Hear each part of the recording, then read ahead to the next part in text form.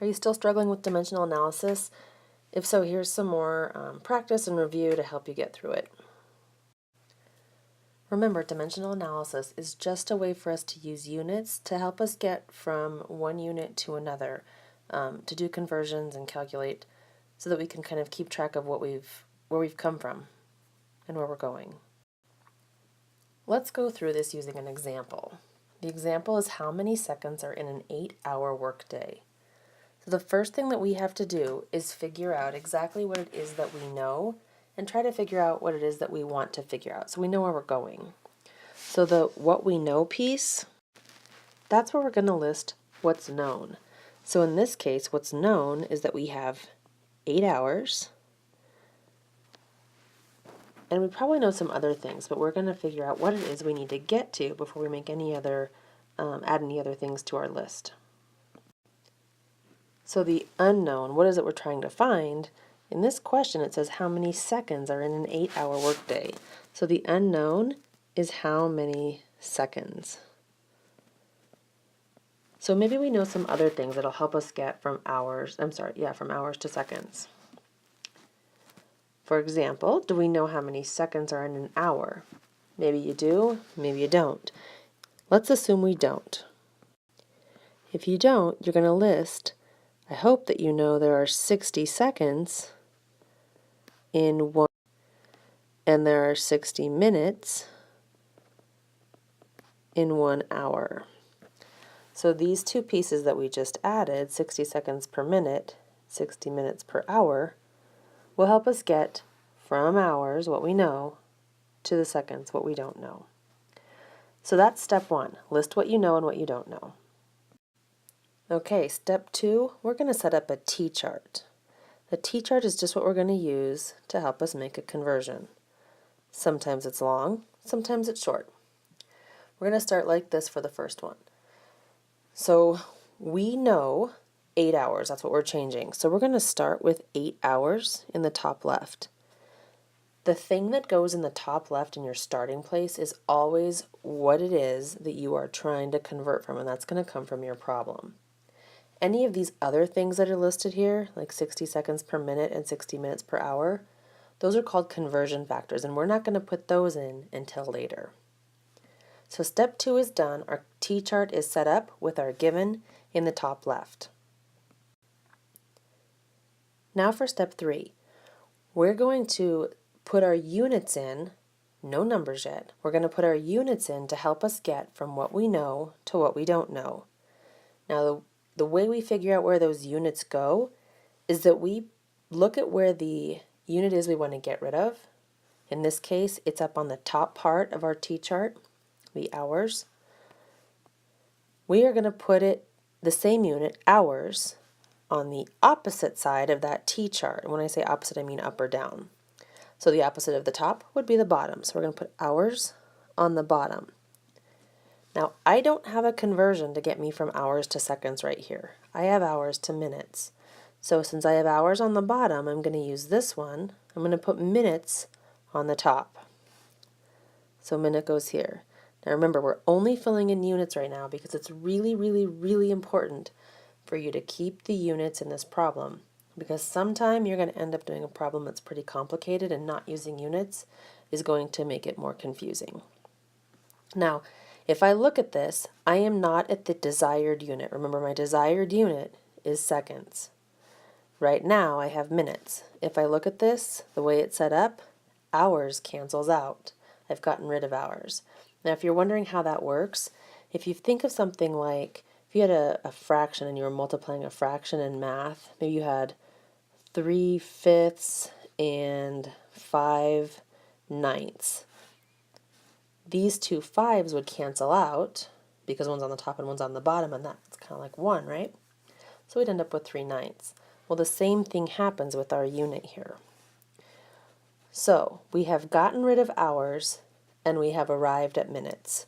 But remember, we don't want minutes, we want seconds. So we have to keep going. I want to get rid of minutes. To do that, I'm going to put minute on the bottom, and then the next conversion I have is this one, 60 seconds per minute. So I'll put seconds on the top. So now this will cancel out our minutes. Now all I have to do is go through and fill in the numbers, and that's where my key conversions come into play. So I know right here, based on what I have listed, there are 60 minutes in 1 hour, so I can fill those numbers in. And there are 60 seconds in 1 minute, so I can fill those numbers in. So that completes step 3. Now we have to do the math. So if there are numbers on the top part of this bar, this is like a division bar. If there are numbers on the top, we multiply. If they're on the bottom, we divide. So in this case, we're going to do 8 times 60 times 60 divided by 1, and then again divided by 1. Anytime you have numbers on the bottom, if you're using your calculator, you want to press divided by before you put any of those in. Now most of us understand that if we're multiplying or dividing by 1, we can actually just skip that step because the number's not going to change. So punch in your calculator 8 times 60 times 60, and when you do that, you should get a number. It's kind of big. It's 28,800, and you have to have a unit. Our unit is seconds. Put a box around your answer, and you are set. Now the next thing you might want to do is ask yourself, does this answer make sense? Should I have more seconds in an 8-hour week than I have hours as far as the number goes? Of course you should. If you end up with a really small number, then maybe you need to think about the process that you used. Should you have multiplied when you divided or something like that? All right, now if you're still struggling with this process, we'll do one more problem together.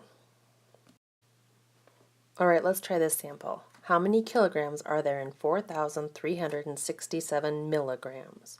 So the first thing we have to do is write our knowns and our unknowns. What we know is that we have 4,367 milligrams. What we don't know is how many kilograms that is. So the other things we know might help us get from milligrams to kilograms.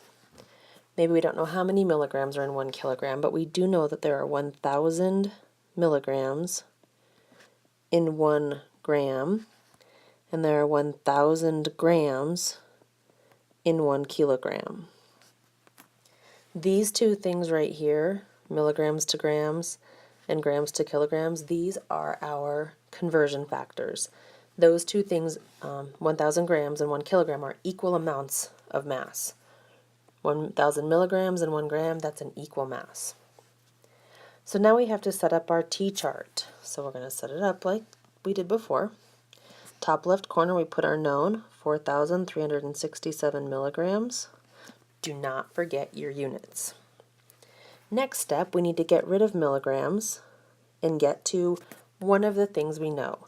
Since the only conversion factor that we have for milligrams takes us to grams, we're going to put gram on the top. This will cancel out milligrams and get us to grams.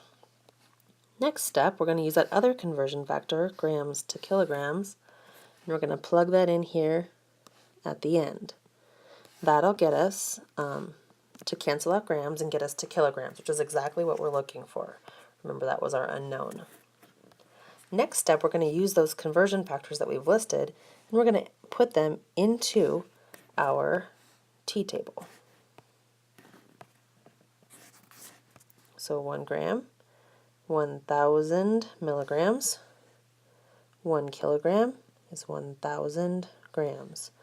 Now just to point it out one more time, this conversion factor, these are equal to each other. Okay, just like a fraction, 5 over 5, those are equal, they balance out, that equals 1. These things are the same. Okay? Now this time, if you look at this, the numbers that we have 4,367 times 1 times 1, and then we have 1,000 on the bottom 2 times. So we're going to divide by 1,000 and then again divide by 1,000. So in your calculator you can put in 4,367 divided by 1,000 for that one, and then divided by 1,000 for that one. And you should get an answer of 0.00437. Don't forget to add a unit. it's kilograms, and then put a circle or a square around your answer so we can find it. Alright, so that's dimensional analysis. Now if you're still struggling with it, make sure you come in and get help, because it's going to be really important that you understand this process and what's happening and how to use it.